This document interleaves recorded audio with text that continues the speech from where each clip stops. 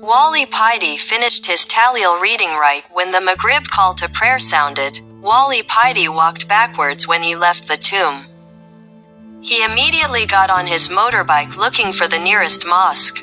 Wali Paidi followed the call to prayer he heard. He intended to pray at the nearest mosque. But the closer Wali Paidi got, the further the call to prayer sounded. Finally, Wali Paidi decided to turn back and look for another mosque.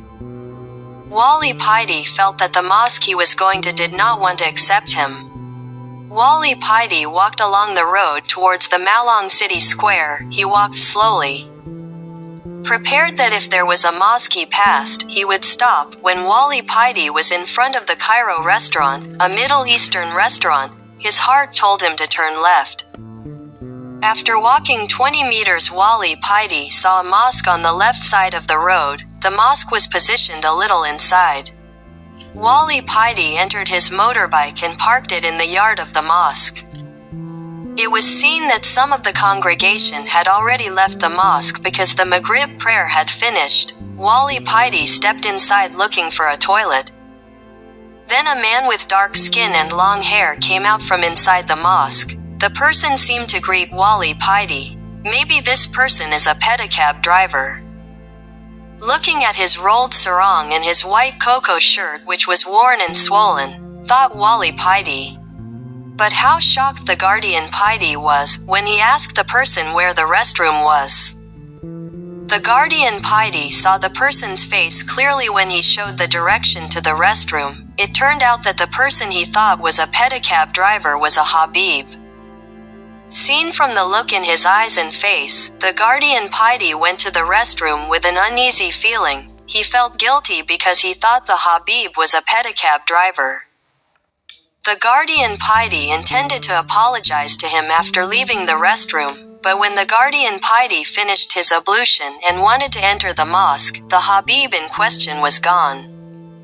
The guardian Paidi looked for him in the parking lot, but he wasn't there, and looked for him inside the mosque, but he wasn't there either. The guardian Paidi felt regret because he easily thought badly of others, easily judged someone by their appearance. Wali Paidi was not calm when performing the Maghrib prayer.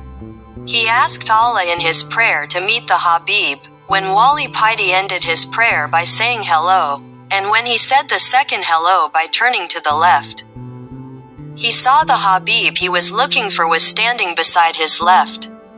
Wali Paidi intended to approach to kiss his hand, but the young Habib immediately ran out of the mosque towards the highway and disappeared who knows where. Subhanallah. It turns out that in this bustling city of Malang there are still lovers of Allah wandering around. I should have asked Allah not only to meet him but also to be given the opportunity to kiss his hand, thought Wali Paidi. After praying for a while, a young mosque administrator approached him while giving him a cup of ginger tea, and Wali Paidi saw many elderly Habibs starting to arrive into the mosque. Apparently after Maghrib in this mosque there was a routine reading of Ratibul Hadad. Wali Paidi intended to leave because he felt inappropriate to attend the event. Seeing that all those who came were wearing robes, while he was wearing jeans and a black t-shirt with a picture of Gus Dur laughing.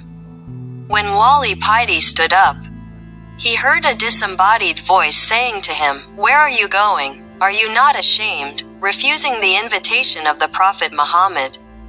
Wali Paidi sat back down.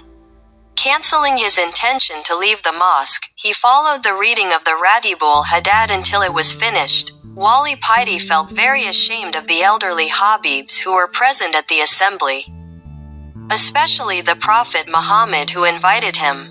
To be continued.